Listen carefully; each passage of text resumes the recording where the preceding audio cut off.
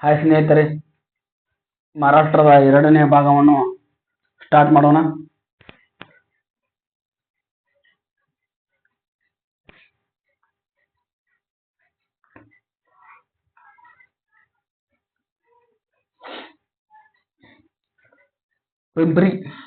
ಪಿಂಪ್ರಿ ಅಂದ್ರೆ ಯಾವುದಕ್ಕೆ ಫೇಮಸ್ ಆಗಿದೆ? ಮಹಾರಾಷ್ಟ್ರದಲ್ಲಿ ಪಿಂಪ್ರಿ ಎಂಬುದು ಪೆನ್ಸಿಲ್ ತಯಾರಿಕಾ ಘಟಕ. ಇದು ಪುಣೆಯ ಬಳಿ ಪಿಂಪ್ರಿಯಲ್ಲಿ ಕಂಡು ಬರ್ತದೆ. ಇಲ್ಲಿ ಇನ್ನೊಂದು ಅಂದ್ರೆ ಪಿಂಪ್ರಿ ಎಂಬ ಕೇಳ್ತಾರ. ಪಿಂಪ್ರಿ ಯಾವುದಕ್ಕೆ ಸಂಬಂಧಪಟ್ಟದ್ದು ಅಂದ್ರೆ ಯಾವ ರಾಜ್ಯದಲ್ಲಿದೆ, ಏನನ್ನ ಉತ್ಪಾದನೆ ಮಾಡ್ತದ, ಅಲ್ಲಿ ಪೆನ್ಸಿಲ್ ತಯಾರಿಕಾ ಘಟಕವನ್ನು ಕಂಡು ಬರ್ತದ. ಹಾಗಾಗಿ ಈ ಮಹಾರಾಷ್ಟ್ರದೊಳಗ ಡಾಕ್ಟರ್ ಬಿ ಆರ್ ಅಂಬೇಡ್ಕರ್ ಮತ್ತು ಮಹಾತ್ಮ ಗಾಂಧೀಜಿಯವರ ನಡುವೆ ಒಪ್ಪಂದ ಆಗುತ್ತದ. ಅದು ಎಲ್ಲಿ ಆಗುತ್ತದ? ಏನು? ಪೂನಾ ಒಪ್ಪಂದ. ಇದು 1900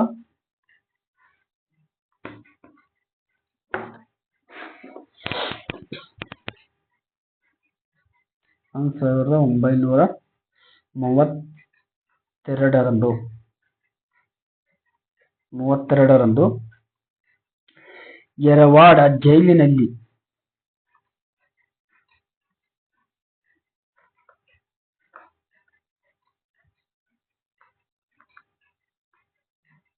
ಯರವಾಡ ಜೈಲಿನಲ್ಲಿ ಪೂನಾ ಒಪ್ಪಂದವಾಯಿತು. ಪೂನಾ ಒಪ್ಪಂದ ಯಾರ್ಯಾರ ನಡುವೆ ಆಯಿತು? ಏನು?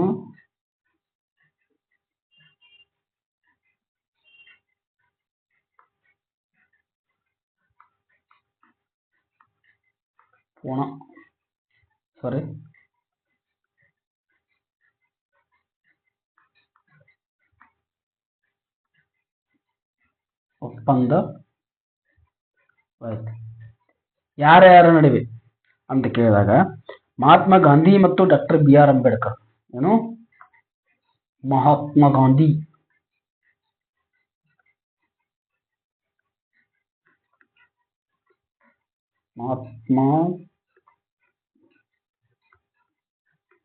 ಗಾಂಧಿ ಮತ್ತು ಬಿ ಆರ್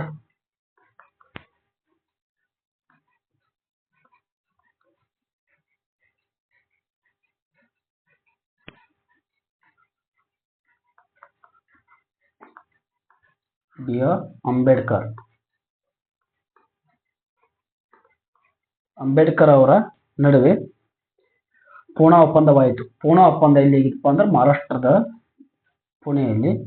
ಇದು ಯರವಾಡ ಜೈಲಿನಲ್ಲಿ ಇರ್ತಕ್ಕಂಥ ಮಹಾತ್ಮ ಗಾಂಧೀಜಿಯವರು.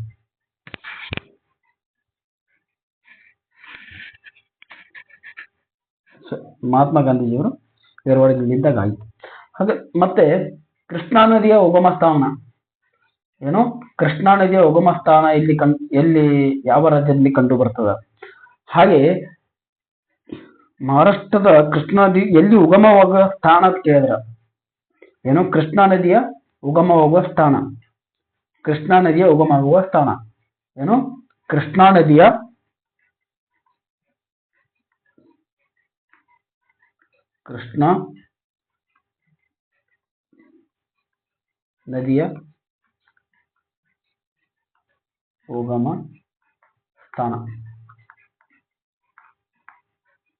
ಉಗಮ ಸ್ಥಾನ ಎಲ್ಲಿ ಕೇಳಿದ್ರೆ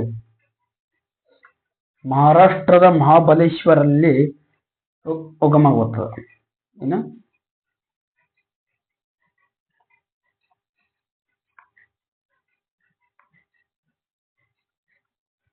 ಮಹಾಬಲೇಶ್ವರ.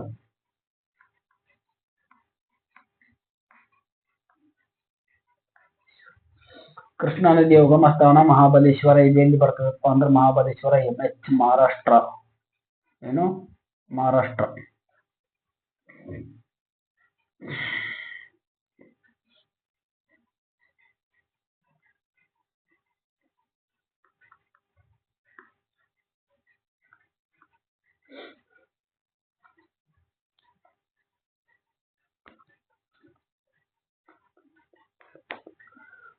ಮತ್ತೊಂದು ಮಹಾರಾಷ್ಟ್ರದಲ್ಲಿ ಉಗಮವಾಗುವಂತಹ ಸ್ಥಳ ಯಾವ ನದಿ ಅಂದ್ರೆ ದಕ್ಷಿಣ ಭಾರತ ಅತಿ ಉದ್ದವಾದಂತಹ ನದಿ ಯಾವುದು ಕೇಳಿದ್ರೆ ಗೋದಾವರಿ ನದಿ. ಇದು ಮಹಾರಾಷ್ಟ್ರದ ನಾಸಿಕ್ ಸಮೀಪವಿರುವ ತ್ರಯಂಬಕ ಬಳಿಯಲ್ಲಿ ಉಗಮನವಾಗುತ್ತದೆ. ಏನು ಮಹಾರಾಷ್ಟ್ರದ ನಾಸಿಕ್. ಹಾಗಾದ್ರೆ ಇದನ್ನ ಏನಪ್ಪ, ದಕ್ಷಿಣ ಭಾರತದ ಅತಿ ಉದ್ದವಾದ ನದಿ ಯಾವುದು? ದಕ್ಷಿಣ ಭಾರತದ ಅತಿ ಉದ್ದವಾದ ನದಿ ಕೇಳಿದ್ರೆ ಅದು ಗೋದಾವರಿ ನದಿ.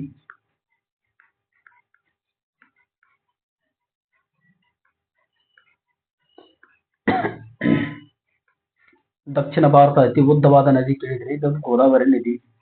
ಇದು ಎಲ್ಲಿ ಉಗಮವಾಗುತ್ತದೆ ಗೋದಾವರಿ ನದಿ? ಮಹಾರಾಷ್ಟ್ರ ತ್ರಯಂಬಕ ಎಂಬಲ್ಲಿ. ಏನು ಮಹಾರಾಷ್ಟ್ರ ನಾಸಿಕ್ ಸಮೀಪದ ತ್ರಯಂಬಕ ಎಂಬಲ್ಲಿ ಉಗಮವಾಗುತ್ತದೆ. ತ್ರಯಂಬಕ.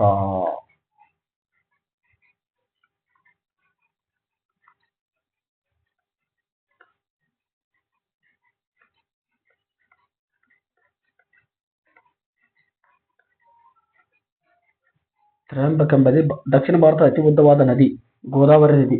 ಇದು ತ್ರಯಂಬಕ ಎಂಬಲ್ಲಿ ಉಗಮವಾಗುವಂತಹ ನದಿಯಾಗಿದೆ. ಇದು ದಕ್ಷಿಣ ಭಾರತ ಅತಿ ಉದ್ದವಾದಂತಹ ನದಿಗೆ ಕೇಳಿದ್ರೆ ಅದು ಗೋದಾವರಿ ನದಿ. ಹಾಗಾದ್ರೆ ಗೋದಾವರಿ ನದಿ ಯಾವ ರಾಜ್ಯದಲ್ಲಿ ಉಗಮವಾಗುತ್ತದ? ಹಾಗಾದ್ರೆ ಪ್ಲೇಸ್ ಯಾವ್ದು ಕೇಳ್ತಾನ ಅಲ್ವಾಗ. ಹಾಗಾದ್ರೆ ಮಹಾರಾಷ್ಟ್ರದ ನಾಸಿಕ್ ಸಮೀಪದ ತ್ರಯಂಬಕ ಎಂಬಲ್ಲಿ ಉಗಮವಾಗುವಂತಹ ನದಿ ಅಂತ ಕೇಳಿದ್ರೆ ಗೋದಾವರಿ ನದಿ. ಭಾರತದಲ್ಲಿ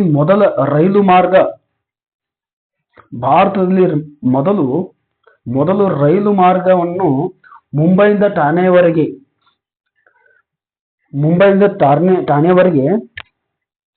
ಎಷ್ಟು ಕಿಲೋಮೀಟರ್ ವರೆಗೆ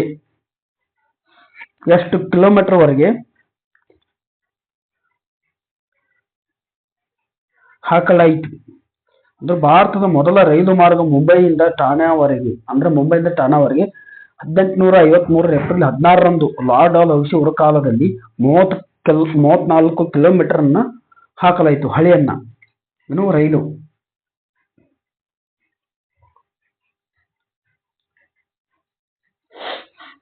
ಭಾರತದ ಮೊದಲ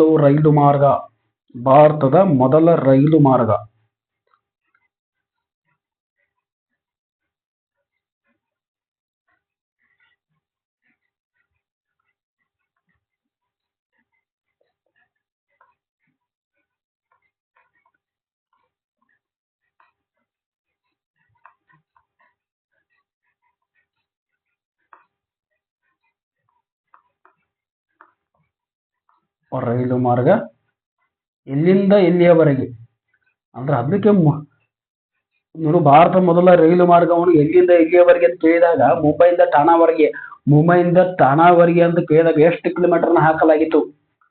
ಹೌದಾ?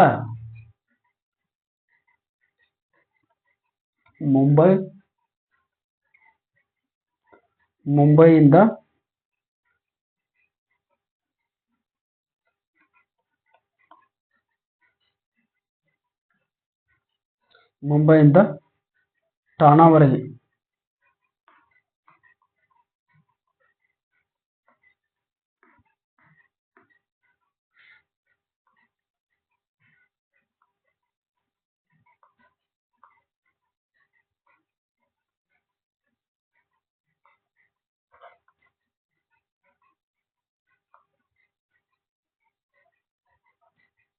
ಠಾಣೆವರೆಗೆ 1853 ಏಪ್ರಿಲ್ 16.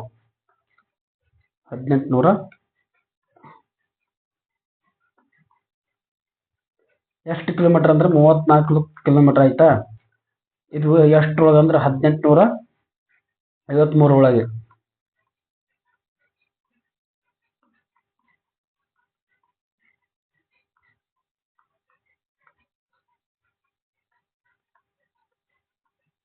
1853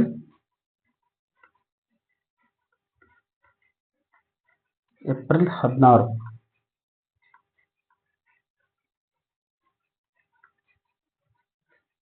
34 ಕಿಲೋಮೀಟರ್ನ ಹಾಕಲಾಯಿತು. ಇದು ಯಾರಪ್ಪ ಅಂದ್ರೆ ಲಾರ್ಡ್ ಡಾಲ್ ಹೌಸಿ ಅವರ ಕಾಲದಲ್ಲಿ. ನೋಡಿ, ಭಾರತದ ಮೊದಲ ರೈಲು ಮಾರ್ಗ ಇಲ್ಲಿಂದ ಇಲ್ಲಿಯವರೆಗೆ ಇತ್ತು, ಅದು ಯಾರ ಕಾಲದಲ್ಲಿ ಕೇಳಿದಾಗ ಅದು ಮುಂಬೈಯಿಂದ ಠಾಣೆವರೆಗೆ 34 ಕಿಲೋಮೀಟರ್ನ ಹಾಕಲಾಯಿತು. ಆವಾಗ ಯಾವ ಸಂದರ್ಭ ಅಂದ್ರೆ ಆದಂತಹ 1853 ಏಪ್ರಿಲ್ 16ರಂದು ಸ್ಥಾಪನೆ ಮಾಡಲಾಯಿತು. ಅಂದ್ರೆ ಮೊದಲ ರೈಲು ಮಾರ್ಗವಾಗಾಯಿತು. ಹಾಗಾದ್ರೆ ಈ ಇದ್ದಂತಹ ಲಾರ್ಡ್ ಡಾಲ್ ಹೌಸಿ ಅವರ ಕಾಲದಲ್ಲಿ ಭಾರತ ರೈಲು ಮಾರ್ಗವನ್ನು ಹಾಕಲಾಯಿತು. ಯಾರ ಕಾಲದಲ್ಲಿ? Lord Dalhousie. ಲಾರ್ಡ್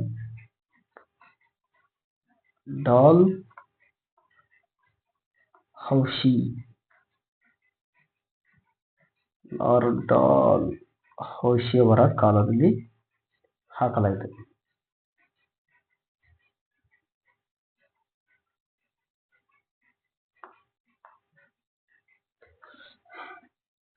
ಆಗ ಆಯ್ತಾ, ಇನ್ನೊಂದು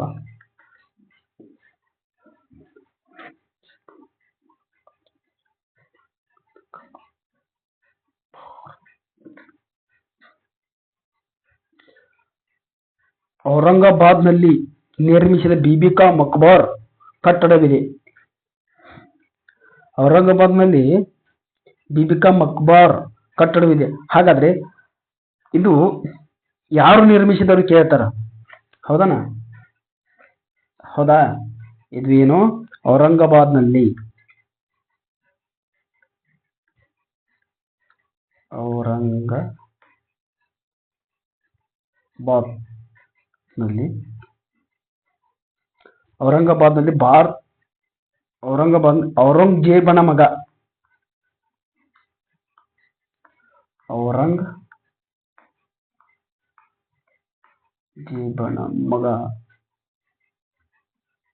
ಔರಂಗಜೇಬನ ಮಗ ಅಜಂ ಶಾ.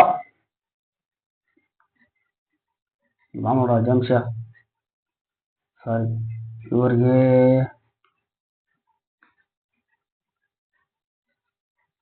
ಅಜಂ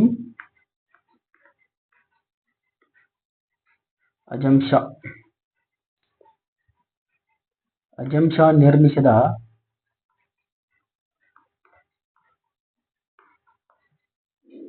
ಬೀಬಿ ಕಾ ಮಕ್ಬಾರ್ ಕಟ್ಟಡವಿದೆ. ಏನು? ಬೀಬಿ ಕಾ ಮಕ್ಬಾರ್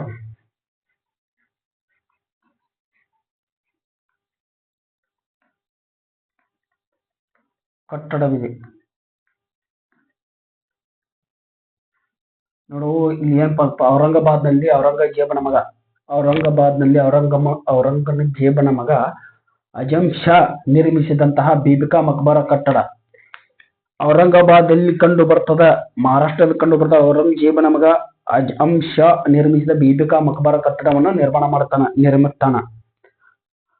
ಹೌದಲ್ಲ? ಮಹದೇವ ಕೂಲಿ ಜನಾಂಗ ಇಲ್ಲಿ ಕಂಡು ಬರ್ತದ ಕೇಳ್ತಾರ. ಏನು?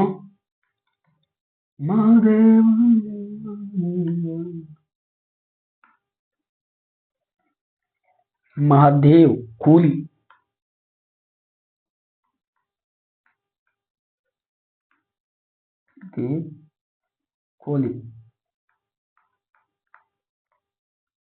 ಮಹದೇವ್ ಕೂಲಿ ಎಂಬ ಬುಡಕಟ್ಟು ಜನಾಂಗ. ಏನು? ಬುಡಕಟ್ಟು ಜನಾಂಗ ಎಲ್ಲಿ ಕಂಡು ಬರ್ತದಪ್ಪ ಅಂದ್ರೆ ಮಹಾರಾಷ್ಟ್ರದಲ್ಲಿ ಕಂಡು ಬರ್ತಕ್ಕಂತಹ ಜನಾಂಗ. ಮಹಾರಾಷ್ಟ್ರದಲ್ಲಿ ಕಂಡು ಬರ್ತಕ್ಕಂತಹ ಜನಾಂಗ.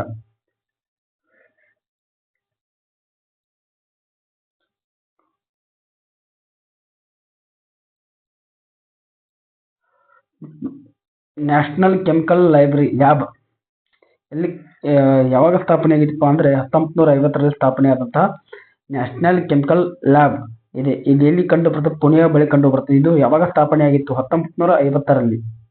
ನ್ಯಾಷನಲ್ ಕೆಮಿಕಲ್ ಲ್ಯಾಬ್ ಇದು 1950ರಲ್ಲಿ ಕಂಡು ಬರ್ತಕ್ಕಂಥದ್ದು. ಹಾಗಿದ್ದರೆ ಆಯ್ತಾ, ಹಿಂದೆ ನೋಡೋಣ. ರೈಲು ಲಾ ಡಾಲ್ಹೌಸಿ ಮಹಾರಾಷ್ಟ್ರದ ಪುಣೆಯವರೆಗೆ ಎಷ್ಟು ಕಿಲೋಮೀಟರ್ ಅಂದ್ರೆ 34 ಕಿಲೋಮೀಟರ್. ಎಷ್ಟರೊಳಗೆ ಅಂದ್ರೆ 1853 ಏಪ್ರಿಲ್ 16ರಂದು ಸ್ಥಾಪನೆ ಮಾಡತಕ್ಕಂಥ ನಾವು. ಹೌದಾ?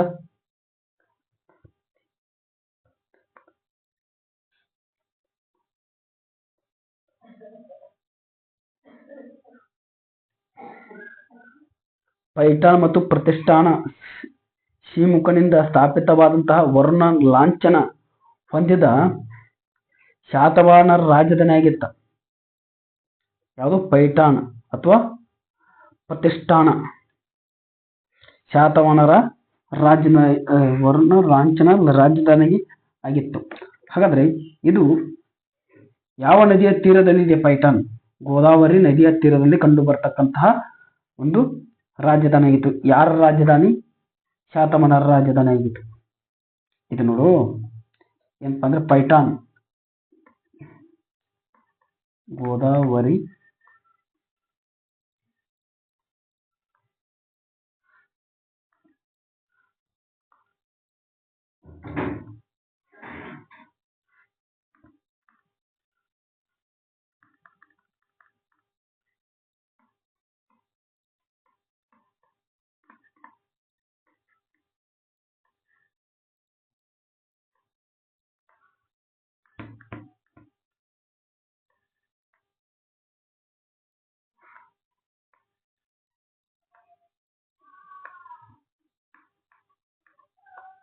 ನದಿ ತೀರದ ಪೈಠಾಣ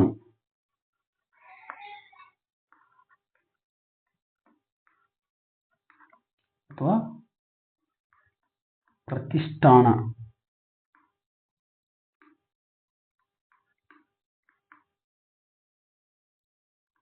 ಪ್ರತಿಷ್ಠಾನ ಶಾತವಾಹನರ ರಾಜಧಾನಿ ಆಗಿತ್ತು.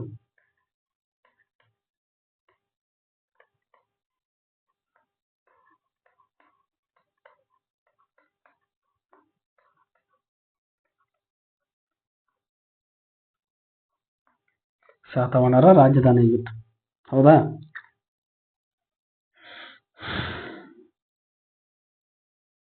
ಮತ್ತೊಂದು ಇದು ಪ್ರತಿಷ್ಠಾನ ಯಾರಿಂದ ಸ್ಥಾಪಿತವಾದಂತಹ ಲಾಂಛನವಾಗಿದ್ದು ಕೇಳಿರ್ತಾರಲ್ಲ. ವರುಣ ಲಾಂಛನ ಹೊಂದಿದ್ದ ಅಂದ್ರೆ ಶಿವಮೊಗ್ಗನಿಂದ ಸ್ಥಾಪಿತವಾದಂತಹ ಲಾಂಛನ ಅದು ವರುಣ ಲಾಂಛನ ಹೊಂದಿದ್ದ ಶಾತವಾಹನರ ರಾಜಧಾನಿ ಆಗಿತ್ತು. ಏನು? ಶಾತವಾಹನರ ವರುಣ ರಾಜಧಾನಿ ಆಗಿತ್ತು.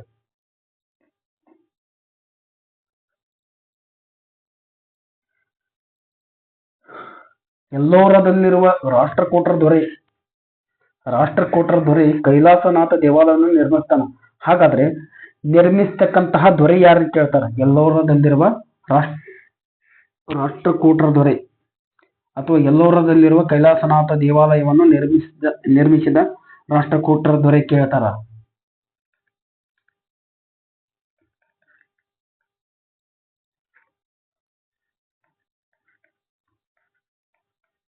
ಎಲ್ಲೋರದ ಕೈಲಾಸನಾಥ ದೇವಾಲಯ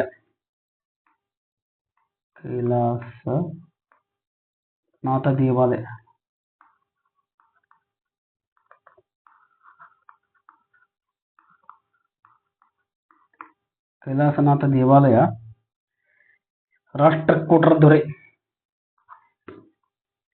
ಯಾರು ನಿರ್ಮಿಸಿದರು ಕೇಳಿದಾಗ ಒಂದನೇ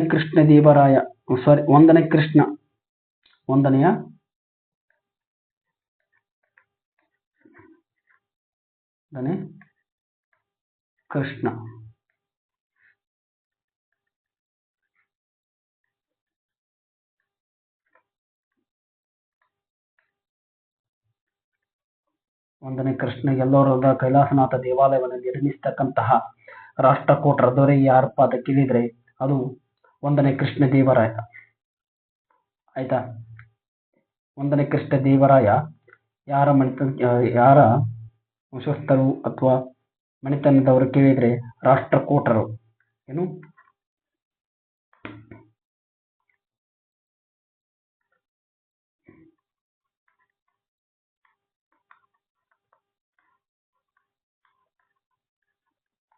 ರಾಷ್ಟ್ರಕೂಟರು. ಹೌದು.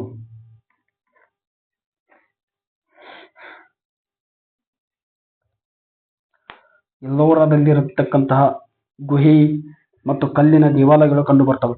ಅವು ಯಾವ ಧರ್ಮಕ್ಕೆ ಸೇರಿದಂತಹವು? ಎಲ್ಲೋರದಲ್ಲಿ ಕಂಡು ಬರ್ತಕ್ಕಂತಹ ಗುಹೆ ಮತ್ತು ದೇವಾಲಯಗಳು ಹಿಂದೂ, ಬೌದ್ಧ ಮತ್ತು ಜೈನ ಧರ್ಮಕ್ಕೆ ಸೇರಿದಂತಹ ಇವು ದೇವಾಲಯಗಳು ಕಂಡು ಬರ್ತವ. ಹಾಗಾದ್ರೆ ಮತ್ತೆ ಮಹಾರಾಷ್ಟ್ರದ ಎಲಿಫೆಂಟಾ ಗುಹೆಯನ್ನು ಕಂಡು ಬರ್ತದ. ಇನ್ನೊಂದು ಕ್ವಶನ್ ಕೇಳಿದಾರ, ಮಹಾರಾಷ್ಟ್ರದ ಎಲ್ಲೋರ ಗುಹೆಗಳಲ್ಲಿ ಯಾವ ಧರ್ಮಕ್ಕೆ ಸಂಬಂಧಪಟ್ಟದ್ದು ಅಂತ ಕೇಳಿದಾಗ ಹಿಂದೂ, ಬೌದ್ಧ ಮತ್ತು ಜೈನ ಧರ್ಮಕ್ಕೆ ಸಂಬಂಧಪಟ್ಟದ್ದು. ಇದು ಕ್ವಶನ್ ಆಲ್ರೆಡಿ ಆಗಿದೆ. ಯಾವ ಧರ್ಮಕ್ಕೆ ಸಂಬಂಧಪಟ್ಟದ್ದು ಅಂತ ಕೇಳಿದ್ರೆ ಅದು ಹಿಂದೂ, ಬೌದ್ಧ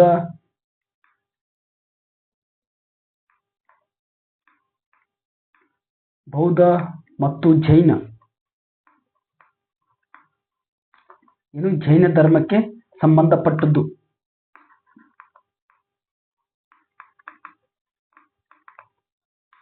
ಏನಪ್ಪಾ ಅಂದ್ರೆ ಹಿಂದೂ, ಬೌದ್ಧ, ಜೈನ ಧರ್ಮಕ್ಕೆ ಸಂಬಂಧಪಟ್ಟದ್ದು. ಎಲ್ಲಿಪ್ಪ ಅಂದ್ರೆ ಎಲ್ಲೋರ ಕೈಲಾಸದಲ್ಲಿ ಕಂಡು ಬರ್ತಕ್ಕಂತಹ ಕಲ್ಲಿನ ದೇವಾಲಯಗಳು ಹಿಂದೂ, ಬೌದ್ಧ ಮತ್ತು ಜೈನ ಧರ್ಮಕ್ಕೆ ಸಂಬಂಧಪಟ್ಟದ್ದು.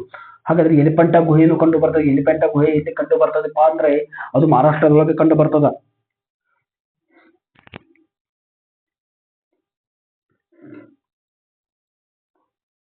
ಮತ್ತೊಂದು ಏನಪ್ಪಾ ಅಂದ್ರೆ ಮಹಾರಾಷ್ಟ್ರ ರಾಜ್ಯದಲ್ಲಿ ಅಜಂತಾ ಗುಹೆಯ ಒಳಗೆ, ಅಜಂತಾದ 1ನೇ ಗುಹೆಯಲ್ಲಿ ಬಾದಾಮಿ ಚಾಲುಕ್ಯ ದೊರೆಯಾದಂತಹ ಇಮ್ಮಡಿ ಪುಲಕೇಶಿ ಮಹಾರಾಷ್ಟ್ರದ ಅಜಂತಾದ 1ನೇ ಗುಹೆಯಲ್ಲಿ ಬಾದಾಮಿ ಚಾಲುಕ್ಯರಾದಂತಹ ಇಮ್ಮಡಿ ಪುಲಕೇಶಿ ಪರ್ಷಿಯಾದ ರಾಯಭಾರಿಯನ್ನು ಬರಮಾಡಿಕೊಳ್ಳುತ್ತಿದ್ದ ಚಿತ್ರ ಸಹ ಅಲ್ಲಿ ಕಂಡು ಬರ್ತದೆ. ಎಲ್ಲಿ? ಮಹಾರಾಷ್ಟ್ರದ ಅಜಂತಾ ಗುಹೆಯ ಒಳಗ. ಹೌದಾ? ಹೀಗೆ ನೋಡಿ ಆಯ್ತು. ಮಹಾರಾಷ್ಟ್ರದಲ್ಲಿ ಬಾಲಗಂಗಾಧರ್ ತಿಲಕರ್ ಅವರು Deccan Education Society, Deccan Education ಸೊಸೈಟಿಯನ್ನು ಸ್ಥಾಪನೆ ಮಾಡಿದ್ದಾರೆ. ಯಾರು? ಬಾಲಗಂಗಾಧರ್ ತಿಲಕ್. ಅದು ಡೆಕ್ಕನ್ ಎಜುಕೇಶನ್ ಸೊಸೈಟಿ ಪುಣೆಯೊಳಗೆ ಸ್ಥಾಪನೆ ಮಾಡ್ಯಾರ. ಏನು? ಬಾಲಗಂಗಾಧರ್ ತಿಲಕ್.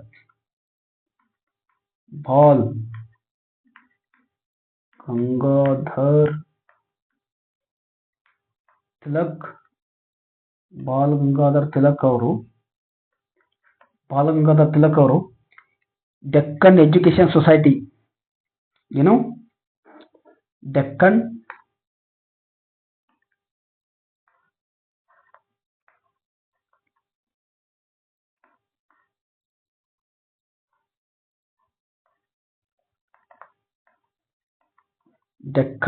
ಎಜುಕೇಶನ್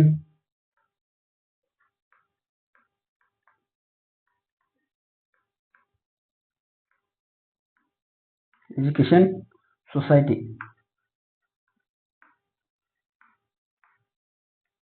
ಎಜುಕೇಶನ್ ಸೊಸೈಟಿಯನ್ನು ಯಾರು ಸ್ಥಾಪನೆ ಮಾಡಿದ್ದು ಕೇಳಿದ್ರೆ ಅಂದ್ರೆ ಬಾಲಗಂಗಾಧರ್ ತಿಲಕ್. ಇದು ಎಲ್ಲಿ ಸ್ಥಾಪನೆ ಮಾಡಿ? ಮಹಾರಾಷ್ಟ್ರದ ಪುಣೆ ಒಳಗೆ ಸ್ಥಾಪನೆ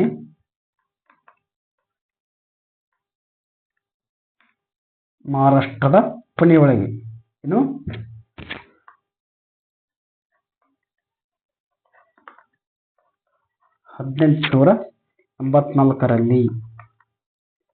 1884ರಲ್ಲಿ ಬಾಲಗಂಗಾಧರ್ ತಿಲಕ್ ಅವರು ಡೆಕ್ಕನ್ ಎಜುಕೇಶನ್ ಸೊಸೈಟಿಯನ್ನು ಸ್ಥಾಪನೆ ಮಾಡ್ತಾರ. ಅದು ಸ್ಥಾಪನೆ ಆದದ್ದು ಪುಣೆಯೊಳಗ 1884ರಲ್ಲಿ ಸ್ಥಾಪನೆ ಮಾಡ್ತಾರ ಡೆಕ್ಕನ್ ಎಜುಕೇಶನ್ ಸೊಸೈಟಿ. ಮತ್ತೆ ಡಾಕ್ಟರ್ BR ಅಂಬೇಡ್ಕರ್ ಅವರ ವಿಮಾನ ನಿಲ್ದಾಣವು ಅಂತಾರಾಷ್ಟ್ರೀಯ ವಿಮಾನ ನಿಲ್ದಾಣ ಕಂಡು ಬರ್ತದೆ. ಎಲ್ಲಿ ಕಂಡು ಬರ್ತದಪ್ಪ ಅಂದ್ರೆ ಡಾಕ್ಟರ್ BR ಅಂಬೇಡ್ಕರ್ ಅವರ ನಾಗಪುರದಲ್ಲಿ ಕಂಡು ಬರ್ತದ. ನಾಗಪುರದಲ್ಲಿ ವಿಮಾನ ನಿಲ್ದಾಣವನ್ನು ಕಂಡು ಬರ್ತದೆ. ಅದು ಯಾರ ಹೆಸರಲ್ಲಿ ಇದೀಪ ಅಂತ ಕೇಳಿದ್ರೆ ಅದು ಡಾಕ್ಟರ್ BR ಅಂಬೇಡ್ಕರ್ ಅವರ ಹೆಸರಲ್ಲಿ ಕಂಡು ಬರ್ತದ. ಮಹಾರಾಷ್ಟ್ರ ರಾಜ್ಯದಲ್ಲಿ ಪ್ರವಾಸೋದ್ಯಮ ಇಲಾಖೆ ಕೇಳ್ತಾರ. ಅನ್ಲಿಮಿಟೆಡ್ ಎಲ್ಲಾ ತರ ಅಂದ್ರೆ ಘೋಷವಾಕ್ಯ ಅಂದ್ರೆ ಮಹಾರಾಷ್ಟ್ರ ರಾಜ್ಯದ ಪ್ರವಾಸೋದ್ಯಮದ ಇಲಾಖೆ ಘೋಷವಾಕ್ಯ ಕೇಳಿದ್ರೆ ಅದು ಅನ್ಲಿಮಿಟೆಡ್ ಅಂತ ಹೇಳ್ತಾರೆ. ಎಷ್ಟು ಬೇಕಾದಷ್ಟು ತಂದು. ಹೀಗೆ ಡಾಕ್ಟರ್ ಬಿ ಆರ್ ಅಂಬೇಡ್ಕರ್ ಅವರ ನಾಗ್ಪುರದಲ್ಲಿ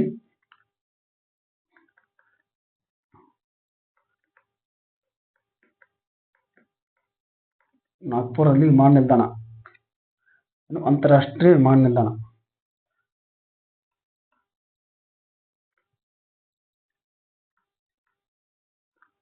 ಅಂತಾರಾಷ್ಟ್ರೀಯ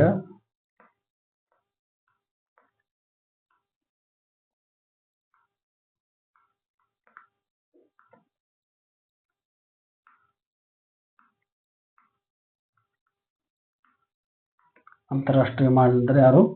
ಅಂಬೇಡ್ಕರ್ ಅವ್ರದ್ದು. B R Ambedkar.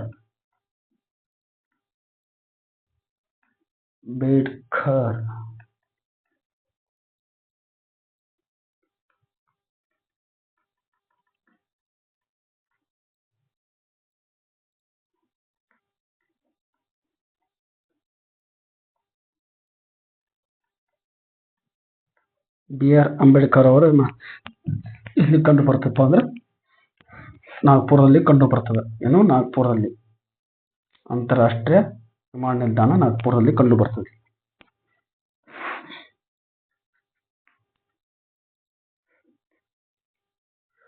ಮತ್ತೊಂದು, ಭಾರತದ ಅತ್ಯಂತ ಶಕ್ತಿಯುತವಾದಂತಹ ರೇಡಿಯೋ ಟೆಲಿಸ್ಕೋಪ್. ಏನು?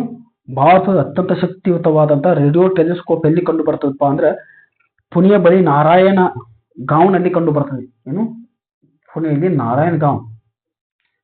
ಹೌದಾ? ಔರಂಗಾಬಾದ್ನಲ್ಲಿ ಮೊಘಲರ ದೊರೆ ಔರಂಗಜೇಬನ ಸಮಾಧಿ ಇದೆ. ಏನು? ಔರಂಗಜೇಬನ ಸಮಾಧಿ ಕಂಡು ಬರ್ತದೆ. ಹೌದಾ? ನೋಡಿ, ಏನು? ಭಾರತದ ಅತ್ಯಂತ ಶಕ್ತಿಯುತವಾದಂತಹ ರೇಡಿಯೋ ಟೆಲಿಸ್ಕೋಪ್ ಪುಣೆಯ ಬಳಿ ನಾರಾಯಣ ಬಳಿ ಎಂಬ ಗಾಂವ್ನಲ್ಲಿ ಕಂಡು ಬರ್ತದೆ. ನಾರಾಯಣ್ ಗಾಂವ್ನಲ್ಲಿ ಕಂಡು ಬರ್ತದೆ. ಔರಂಗಾಬಾದ್ನಲ್ಲಿ ಔರಂಗಜೇಬನ ಸಮಾಧಿ ಇರುತ್ತೆ. ಇದ್ರಾಗ ಏನ್ ಗೊತ್ತಾ, ನಾವು ತಿಳ್ಕೊಬೇಕಾದ ವಿಶೇಷ, ಮಹಾರಾಷ್ಟ್ರದ ಔರಂಗಾಬಾದ್ ಐತಿ. ಔರಂಗಾಬಾದ್ ಇರ್ತಕ್ಕಂತ ಔರಂಗಜೇಬನ ಸಮಾಧಿ ಐತಿ. ಅವನ ಮಗ ಏನ್ ಮಾಡ್ತಾನ? ಔರಂಗಾಬಾದ್ ಕಟ್ತಾನ. ಸಾರಿ, ಬಿಬಿಕ ಮಕ್ಬರ ಕಟ್ತಾನಲ್ಲ, ಹಾಗೆ ಔರಂಗಾಬಾದ್ ಒಳಗ ಔರಂಗಜೇಬನ ಸಮಾಧಿ ಕಂಡು ಬರ್ತದೆ. ಇಷ್ಟ ಔರಂಗಜೇಬನ ಸಮಾಧಿ ಒಳಗ ಔರಂಗಾಬಾದ್ ಏನೈತಿ, ಔರಂಗಾಬಾದ್ ಒಳಗ ಔರಂಗಜೇಬನ ಸಮಾಧಿ ಕಂಡು ಬರ್ತದ.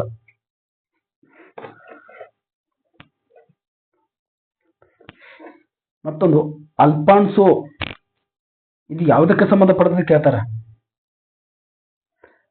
ಇದು ಅಲ್ಫಾನ್ಸೋ ಅಂದ್ರೆ ಮಹಾರಾಷ್ಟ್ರ ರತ್ನಗಿರಿ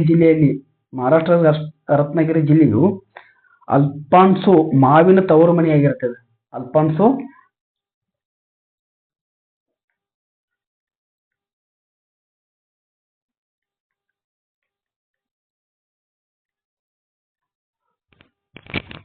ಅಲ್ಫಾನ್ಸೋ ಮಾವಿನ ತವರು ಮನೆಯಾಗಿದೆ.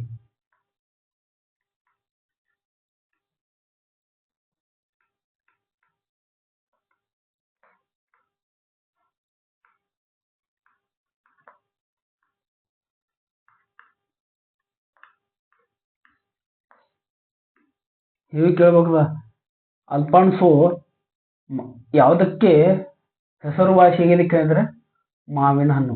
ಅಂದ್ರೆ ಏನು? ಅಲ್ಫಾನ್ಸೋ ಅದೊಂದು ನಗರ, ಅದೊಂದು ಜಿಲ್ಲೆ. ಮಹಾರಾಷ್ಟ್ರ ರತ್ನಗಿರಿ ಜಿಲ್ಲೆಯು ಅಲ್ಫಾನ್ಸೋ ಮಾವಿನ ತವರು ಮನೆಯಾಗಿದೆ.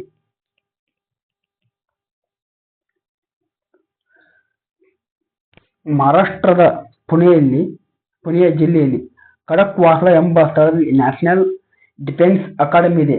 ಏನು? National defence academy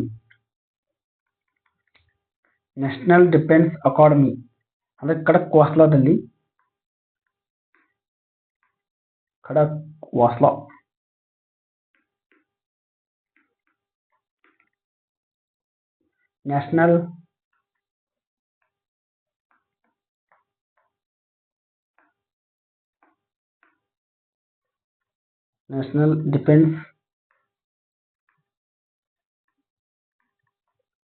national defence academy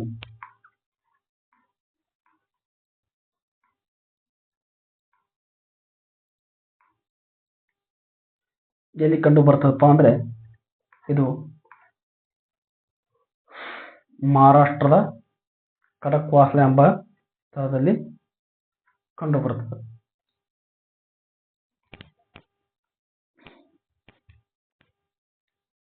ನೋಡಿ ಇಲ್ಲಿ ಎಷ್ಟು ಹೆಚ್ಚಿದೆ. ಕೊಯ್ನಾ ನದಿಗೆ ಕೊಯ್ನಾ ಡ್ಯಾಮ್ ಅನ್ನು ಕಟ್ಟಲಾಗಿದೆ, ಅಣೆಕಟ್ಟನ್ನು ಕಟ್ಟಲಾಗಿದೆ. ಮಹಾರಾಷ್ಟ್ರ ಕಂಡು ಬರ್ತದೆ. ಇದೇನು ಮಹಾರಾಷ್ಟ್ರ ರಾಜ್ಯದಲ್ಲಿ ಕೊಯ್ನಾ ನದಿಗೆ ಕೊಯ್ನಾ ಅಣೆಕಟ್ಟನ್ನು ಕಟ್ಟಲಾಗಿದೆ. ಮತ್ತು ಕೋಲಾಬ್ ಎಂಬ ಭೂಕಂಪ ಮಾಪನ ಕೇಂದ್ರ ಕಂಡು ಬರ್ತದೆ. ಕೋಲಾಬ್ ಎಂಬ ಭೂಕಂಪ ಮಾಪನ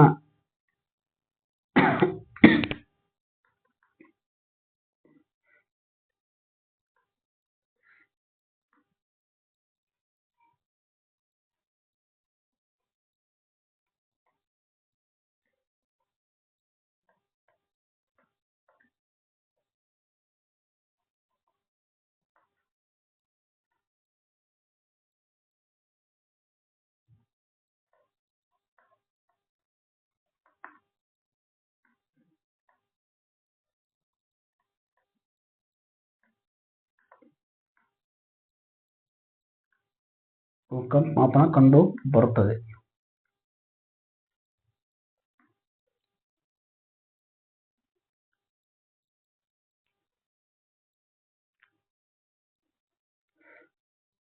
ಭಾರತದ ಮೊದಲ ವಿಶ್ವ ಶಾಂತಿ ವಿಶ್ವವಿದ್ಯಾಲಯ ಸ್ಥಾಪಿಸಲಾಯಿತು.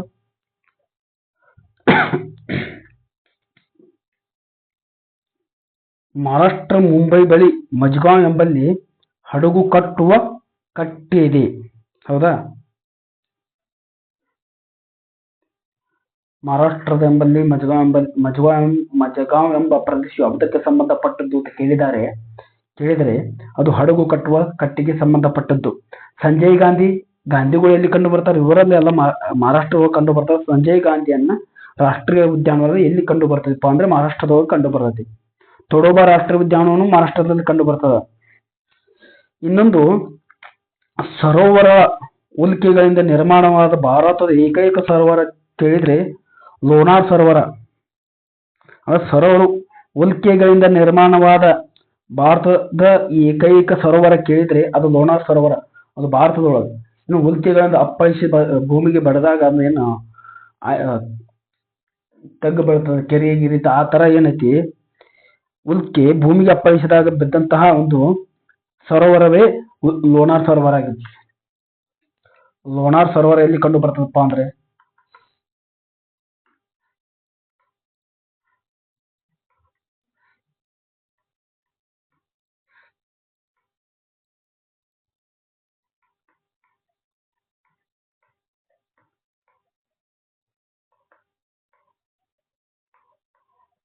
ಲೋನಾರ್ ಸರೋವರ ಎಲ್ಲಿ ಕಂಡು ಬರ್ತದೆ ಅಂದ್ರೆ ಮಹಾರಾಷ್ಟ್ರದೊಳಗೆ ಕಂಡು ಬರ್ತದೆ. ಇದು ಮಹಾರಾಷ್ಟ್ರದಲ್ಲಿ ಕಂಡು ಬರ್ತದ. ಇದು ಉಲ್ಕೆಗಳಿಂದ ನಿರ್ಮಾಣವಾದಂತಹ ಸರೋವರ.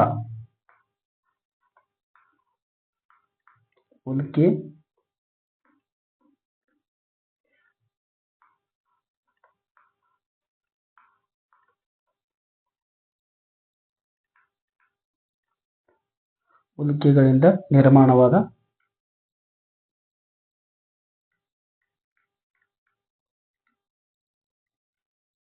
ಸರೋವರ.